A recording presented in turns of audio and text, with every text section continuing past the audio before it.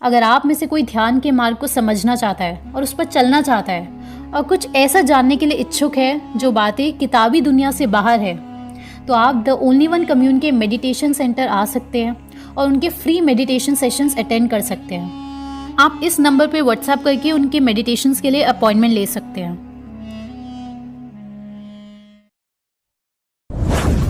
दोस्तों, आपने hair fall रोकने के लिए सारी चीज़ें ट्राई कर ली हैं।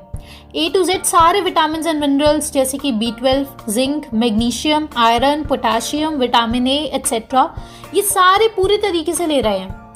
रेस्ट भी कर रहे हैं, सब कुछ ट्राई कर लिया। YouTube की सारी वीडियोस छान मारी, सब कुछ कर लिया, लेकिन फिर भी आपको हेयर फॉल हो रहा है। तो इसका एक बहुत ही बड़ा कारण है, और वो सबसे बड़ा कारण है जो आपको शायद अभी तक पता नहीं चल पाया, और वो है आपका शैम्पू। हाँ जी, जिस शैम्पू का आप इस्तेमाल कर रहे हैं वो ही है असली कारण आपके हेयर फॉल का। शैम्पू में सल्फेट्स और उसकी अलग अलग फॉर्म्स होती हैं, जैसे कि SDS sodium dodecyl sulfate, SLS sodium lauryl sulfate, और इसी के milder version SLES sodium laureth sulfate. ये इंग्रेडिएंट ज़रूर देख लेना एक बार अपने शैम्पू पर। और ऐसे और भी खतरनाक इंग्रेडिएंट्स हैं, लेकिन उनका तो आज हम जिक्र नहीं कर रहे हैं, जैसे कि पैराबेन्स, फॉर्मेल्डिहाइड एक्सेट्रा। आप सबसे पहले ये छोटी सी राजीव दीक्षित जी की क्लिप देखिए। परीक्षण करने के लिए प्रयोगशाला में, पहले वैज्ञानिक था, प्रयोगशाला में काम करता है। तो शैम्पू बनाने वाला जो केमिकल है ना, सोडियम लॉरेल सल्फेट, ये मैंने एक इंजेक्शन में ले लिया। इंजेक्शन आप इंजेक्शन में ले लिया, और चूहा होता है ना, चूहा ऊनर, उसको इंजेक्शन लगा, ये देखने के लिए कि ये जो केमिकल है ये विष है या अमृत है, अच्छा है या खराब। तो जब ऊनर को मैंने इंजेक्शन लगा दिया तो 15 से 17 मिनट के बाद ऊनर मर गया। तब मुझे पता चला कि ये इंजेक्शन में थोड़ा सा केमिकल देके ऊनर को लगा दिया, वो मर गया। फिर मैंने मेरे सीनियर साइंटिस्ट को पूछा कि ऊनर मर गया, तो उन्होंने कहा तुम अपने को लगा दो, तुम भी मर जाओ। हाँ, मेरे सीनियर साइंटिस्ट थे जो मेरे गुरु जैसे थे, उन्होंने कहा कि तुम खुद लगा दो ये इंजेक्शन, तुम भी मर जाओगे। मैं पूछा कैसे मर जाऊंगा, तो उन्होंने कहा ये विष है, सोडियम लॉरेल सल्फेट, और यही सोडियम लॉरेल सल्फेट से शैम्पू बनता है। अब ये तो थी भारत के कोहिनूर राजीव दीक्षित जी की रिसर्च। दूसरा पॉइंट, अब SLS SLES जब इतनी खतरनाक है तो कंपनीज इसे यूज़ क्यों करती हैं? आखिर इसका यूज़ क्या है शैम्पू बनाने में? दोस्तों, ये एक सर्फेक्टेंट होता है, और ये ऑयल और पानी को आपस में मिलने में मदद करता है, ताकि किसी भी चीज़ को धोया जा सके, किसी भी चीज़ से ऑयल हटाया जा सके। उदाहरण के लिए जो हमारे बर्तन धोने का साबुन होता है उसमें भी ये होता है, क्योंकि बिना सर्फेक्टेंट के ऑयल किसी भी सरफेस से सिर्फ पानी की सहायता से नहीं हट पाता। दूसरी चीज़, ये काफ़ी सस्ता होता है। तीसरी चीज़, ये फोम बनाता है, झाग बनाता है, और लोगों की ये मान्यता है कि झाग से सफाई होती है, तो ये प्रोडक्ट्स उसी चीज़ का फ़ायदा उठाते हैं, और सर्फेक्टेंट बेस्ड शैम्पू बिकते हैं मार्केट में, जैसे कि हेड एंड शोल्डर्स। अभी आगे हम आपको बताएंगे कि राजीव दीक्षित जी का होममेड शैम्पू कैसे बनाया जाए।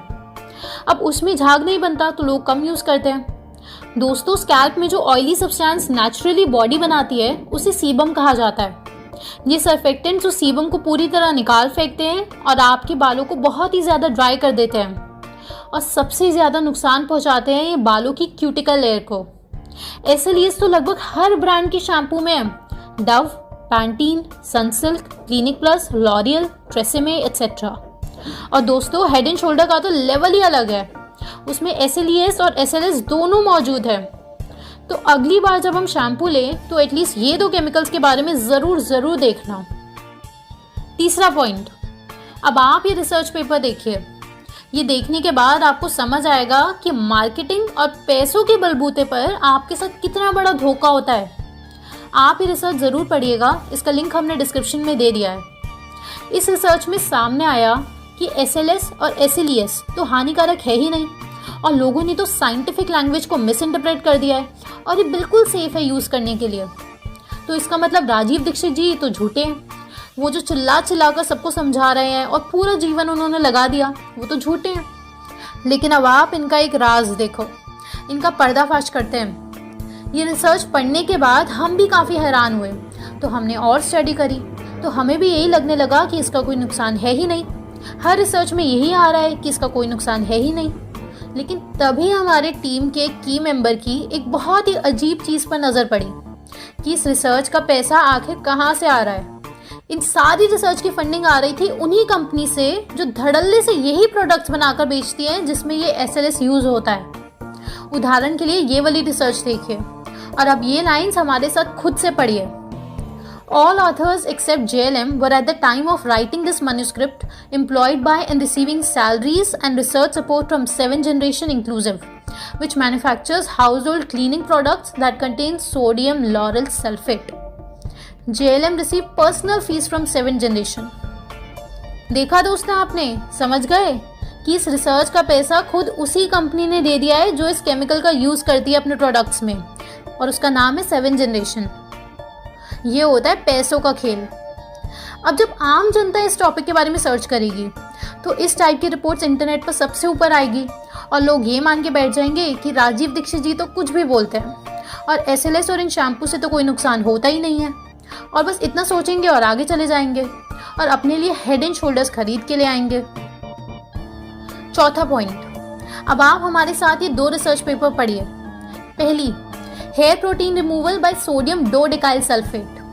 इसमें ये सामने आया कि daily care shampooing at room temperature 1 साल में बालों को नुकसान पहुंचा देगा, यानी कोम्बिंग डिफिकल्टीज कर देगा, और 3 साल में आपके बालों में स्प्लिट एंड्स कर देगा, क्योंकि ये शैम्पू आपकी सारी की सारी क्यूटिकल लेयर रिमूव कर देगा। क्यूटिकल लेयर का मतलब है बालों की आउटरमोस्ट परत। अब ये तो इन्होंने 3 साल का बताया, और आप लोग तो शैम्पू कितने सालों सालों से इस्तेमाल कर रहे हैं, और ये कितनी खतरनाक बात है जो हम में से किसी को पता ही नहीं है। और राजीव दीक्षित जी तो ये बता रहे थे कि यूरिया और SGS के परिणाम में केवल ये फर्क आएगा कि यूरिया अगर आप अपने बालों पर लगाएं तो आप तुरंत गंजे हो जाएंगे, और SGS SLS वाले शैम्पू से कुछ सालों में गंजे होंगे।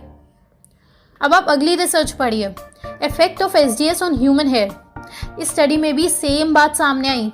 इसमें SEM यानी कि स्कैनिंग इलेक्ट्रॉन माइक्रोस्कोप और AFM यानी कि एटॉमिक फोर्स माइक्रोस्कोप, इन दोनों टेक्निक्स का इस्तेमाल करके 3D मैप्स बनाए गए बालों की सबसे बाहरी सरफेस के, यानी कि क्यूटिकल लेयर के, और यहाँ पे भी रप्चर और पार्शियल इरोजन पाया गया।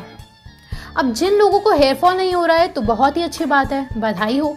लेकिन अगर आप में से किसी को या फिर किसी नज़दीकी को हेयर फॉल की समस्या हो रही है तो ये सारी जानकारी आपके लिए बहुत ज़रूरी है, क्योंकि दोस्तों ऐसा नहीं है कि ये शैम्पू जो भी यूज़ कर रहा है वो हर कोई गंजा हो जाएगा, लेकिन ये कुछ ऐसा ही है जैसे कि किसी इंसान का बिना हेलमेट के बाइक एक्सीडेंट होगा तो ज़रूरी नहीं है कि वो मरेगा ही मरेगा, लेकिन उसने हेलमेट पहना होगा तो उसके मरने की संभावना बहुत ही कम हो जाती है। यानी कि हमें अपना बचाव ज़रूर करना चाहिए ऐसे प्रोडक्ट से।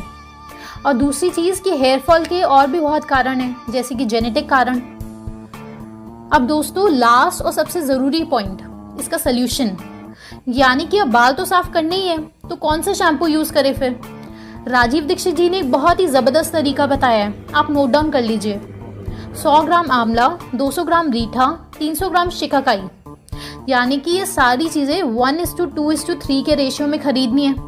इन सबको 10 से 12 दिन तक धूप में सुखाना है, उसके बाद इसका पाउडर बनाना है, और जिस दिन आपको बाल धोने हैं उससे 1 दिन पहले रात को इस पाउडर की 1 चम्मच आपको 1 ग्लास गर्म पानी में डाल देनी है, और अगले दिन इसे शैम्पू की तरह इस्तेमाल करके बाल धोने हैं।